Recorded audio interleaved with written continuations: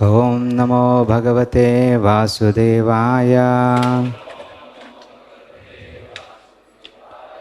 Srimad Bhagavatam, 3rd Canto, 14th chapter, text number 51. Maitreya Uvacha Shrutva Bhagavatam Pautram Amodhataditirbrisham Putrayoschavadam Krishna Viditvasin Mahamanaha. Translation and purport by Bhaktivedanta Swami Srila Prabhupada ki. The sage Maitreya said, hearing that her grandson would be a great devotee and that her sons would be killed by Krishna, Diti was highly pleased in mind. Diti was very aggrieved to learn that because of her untimely pregnancy, her sons would be demons and would fight with the Lord. But when she heard that her grandson would be a great devotee and that her two sons would be killed by the Lord, she was very satisfied. As the wife of a great sage and the daughter of a great Prajapati Daksha, she knew that being killed by the personality of Godhead is a great fortune. Since the Lord is absolute, his acts of violence and non-violence are both on the absolute platform. There is no difference in such acts of the Lord. Mundane violence and non-violence have nothing to do with the Lord's acts. A demon killed by him attains the same result as one who attains liberation after many births of penance and austerity. The word Brisham is significant herein because it indicates that Diti was pleased beyond her expectation. Thus ends the Bhaktivedanta purport. So this is the end of this chapter titled Pregnancy of Diti in the Evening. And here it is said that Diti was very pleased in the end, though she was very aggrieved in the beginning when Kashyapa Muni told that because of the wrong time of conception, she would bear two demons as her children. And she was very much aggrieved to hear that. And further, Kashyapa Muni gave her some relief by saying that she would also have a grandson who would be a great devotee of the Lord. That is obviously Prahlad Maharaj. And then Kashyapa Muni elaborated the wonderful qualities of this great devotee Prahlad, grandson would be born, how he would spread happiness to the entire society, and how he would relieve the distress on the earth by his qualities of glorifying the Lord everywhere. So by his association, how it would be a great asset to the entire humanity. So hearing all this, she was very pleased to think that she is a grandmother of such a wonderful devotee as Prahlad Maharaj. And further, when she heard that the Lord himself would kill the two demons, she was again further happy because that's one of the things she asked, let my sons not get cursed by the Brahmanas. Wrath of Brahmana should not fall upon them. But here, Kashyapa Muni relieved her by saying that no, these two demons will be killed by the Lord himself.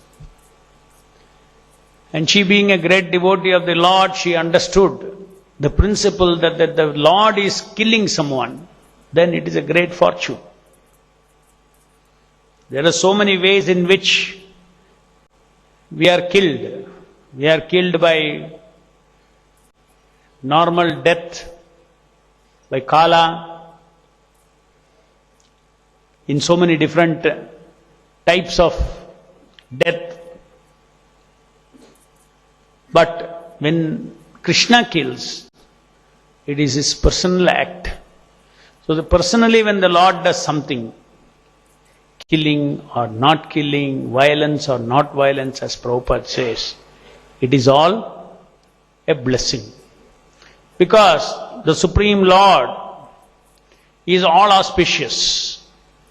Being all auspicious, anything connected with him, even if he becomes angry, one will be blessed. Eventually. Eventually one will be blessed. So that is the situation of all the demons who got liberated by being killed by the Lord. Not that they would get bhakti, but at the same time they'll get liberated, because liberation itself from this material world is not an ordinary thing. Because to come out of this prison house itself is not ordinary thing. Come out of the entanglement of three modes of material nature itself and realize that one is Brahman, that itself is not an ordinary thing. It requires so much of austerity, so much of tapasya one has to do to actually realize one is not this body and come out and be liberated. For the material energy to leave grip of the soul is not easy. So that is easily sanctioned by the Lord when he kills somebody. So all this is the absolute nature of the Supreme Personality of Godhead. Ultimately, whatever, as Prabhupada says, Kardama Muni and this Kashyapu Muni and Diti, they were great souls. They were not ordinary souls. Being great souls, whatever, even if some mistake happens in their life, Krishna turns that into a blessing. As you are seeing here, even though it was considered to be sinful and to have conceived at that particular time, still, ultimately the end result in the long term is blessed by the Lord. So the Lord is always like this. Even though he punishes his devotees, his punishment is turns out to be a blessing. Because the devotee's ultimate wish is actually to surrender to the lotus feet of the Lord, to be an obedient servant of the Lord.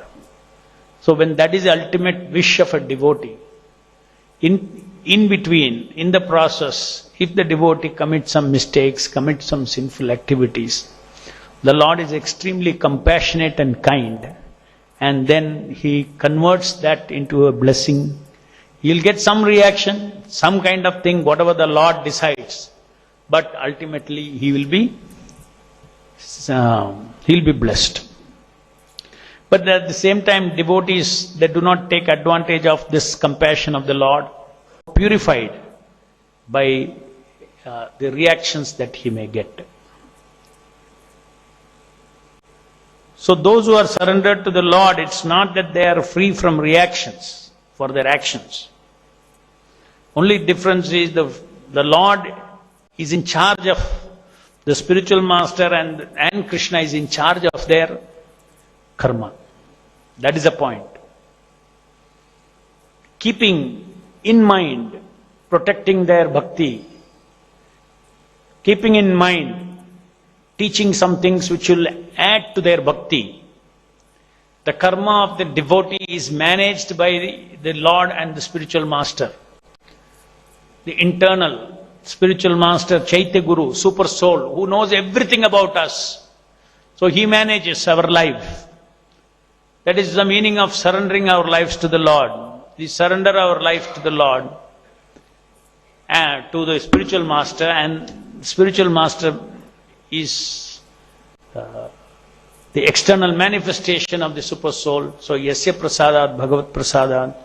So by following the instructions of the spiritual master, or trying to follow the instructions of the spiritual master, the super soul is pleased, and by combination of both, the wonderful transformation happens where the devotee learns things from his own karma.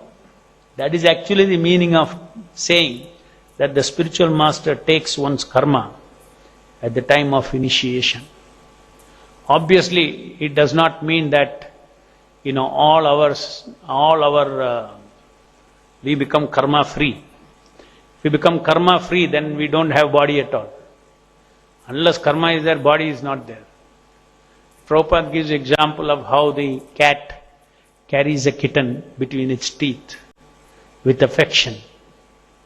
And between the same teeth, the cat carries a mouse to kill, to crush.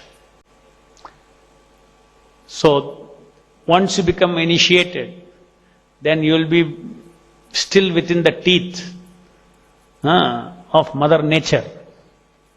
But Mother Nature's bite will not be like how she bites how the rat is bitten by the cat.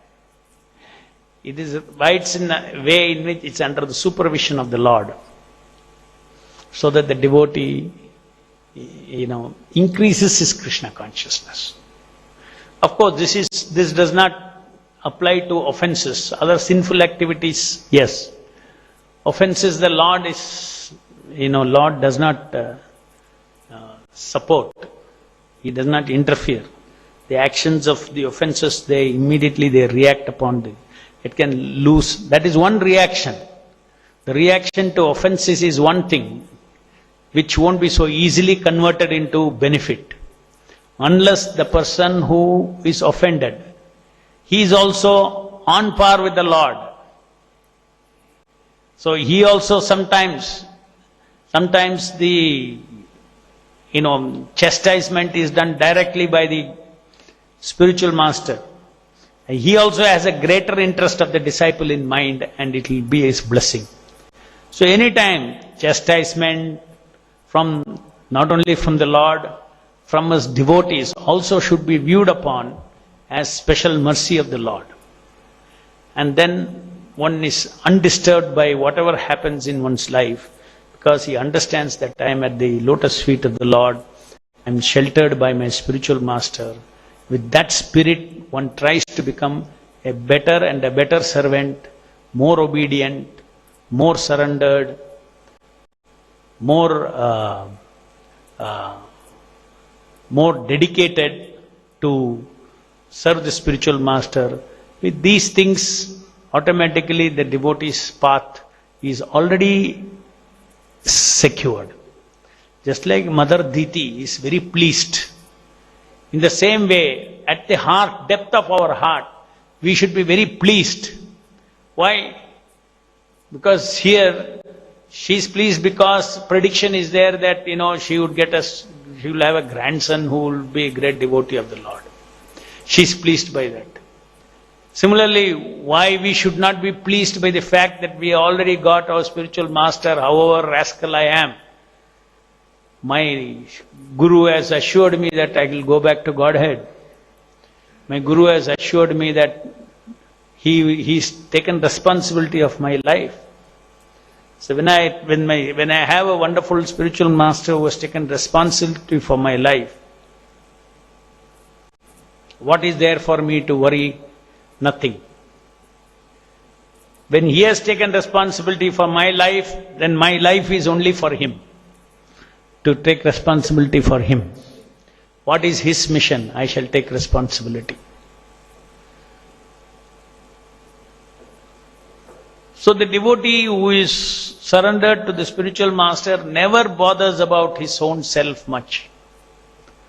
Only as a matter of duty, some things what he has to do to keep the body and soul together according to his different varna and ashrama, he may execute in an unattached manner. But he is never deeply concerned about all those things. He is never deeply stressed about all those things.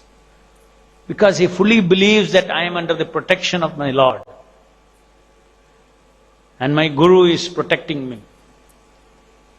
And my business is only to serve him. In that sense, if you say, the devotee is already in a liberated platform. Devotion service is executed. Even when he is doing mixed devotion service, it's almost like in a liberated platform. If he is sincere about his devotion service, and his mixed devotion service is due to his own anarthas, it is only due to that, then Krishna will always forgive. One does not have to be completely become purified in order to be directed and blessed by the internal energy of the Lord. You stand under the umbrella of the instructions of this pure devotee, instructions of spiritual master. Try to follow all the instructions of spiritual master. Already you are perfect. Without being perfect, you are perfect. That's what Prabhupada says. By following the perfect, without being perfect, you become perfect. And then, continuing like that, you really become perfect. By following the perfect, we become perfect. So this is the advantage of the mercy of the Lord, which is directly coming in the form of Sri Chaitanya Mahaprabhu's movement, because Lord himself is there, and then this devotion service is granted to living entities in this Kali Yuga, simply for chanting the Hare Krishna Mahamantra, and which is not even possible in other yugas, with so many different kinds of austerities. All that is possible by having faith in chanting the Hare Krishna Mahamantra, in following Srila Prabhupada's whatever process he has given, Pancharatrik Vidhi, deity worship, and then Bhagavata Vidhi, hearing the Bhagavat, our life becomes perfect. And because of this, the devotee is always happy. Happiness is something which is very deep. You have to decide to be happy. And the devotees are the only living entities who are the only people who can bona fidely feel happy. Others illusorily can create, oh, I am happy, I am happy, I am happy. But we are actually happy because we are protected, cared for, loved, maintained, developed, everything by the Supreme Lord who is in our heart. What more is required? Every other living entity is in confusion, is in want of different things. When one is insecure, then he wants so many things. When one is secure, he does not want anything. When he is secure at the lotus feet of the Lord, he does not want anything. What does he need? He only wants to serve the Lord. So many wonderful things in this chapter we have seen.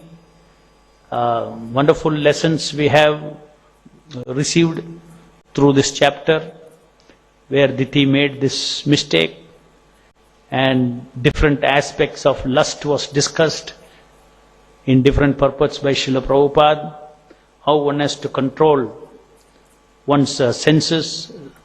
If not for this, if one does not have self-control, then one would attract the reactions of the material nature. Every step is dangerous in this material world. And that too, it was not something really in the normal sense of illicit sex or anything. Diti was Kashyapa's wife, and that too, she wanted a progeny. That was the cause she was enticed for sex, but she did it at the wrong time. And that is the cause of all these things. Ultimately, we know that all these things are Leela of the Lord. They are all stage played. Different devotees are given different roles to play. That is the reason why Kashyapa Muni is able to see the future and say that there will be 2 demons born, and there will be Prahlad Maharaj, there will be a grandson who will be a devotee, etc. Any questions?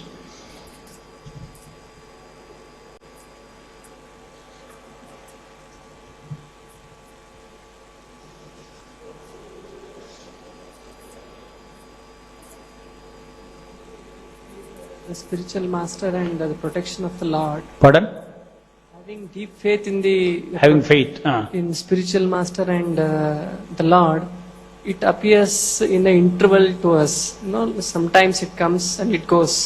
But how to internalize the same thing, that it becomes our very nature, that so subconsciously we could exercise that on a regular basis. By more and more association with people who have faith, number one. Number two is knowledge is a foundation of faith also. There is some knowledge and then there is faith. Faith is not standing without any knowledge. There is knowledge, and based on that knowledge you have faith. You know Krishna is almighty and he will protect. You have heard about Krishna's nature, God's nature, compassionate, protective to surrendered souls.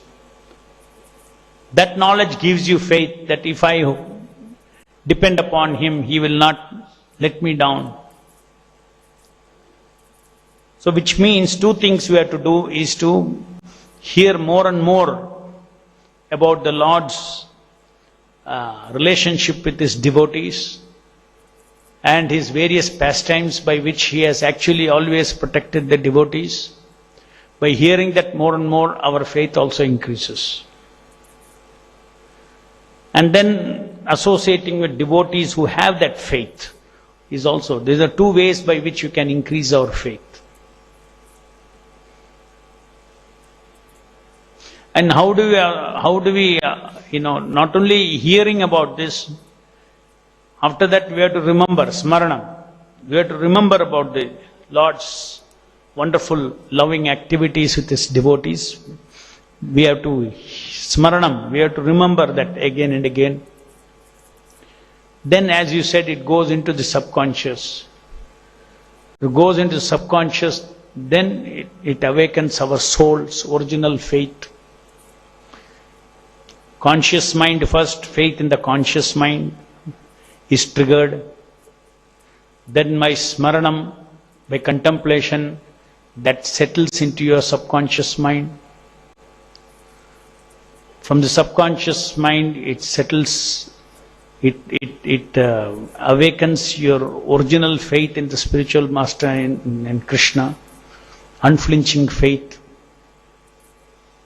So it is a process. We have to put ourselves through the process. Whatever Prabhupada has asked us to do, we should do all those things. What has Prabhupada asked us? Read his books. What has Prabhupada asked us? Associate with devotees. See, already there. Simply do what Prabhupada said properly, faith will increase. Jai Gurandhara Srimad Bhagavatam ki jai, Jagat Guru Srila Prabhupada ki jai.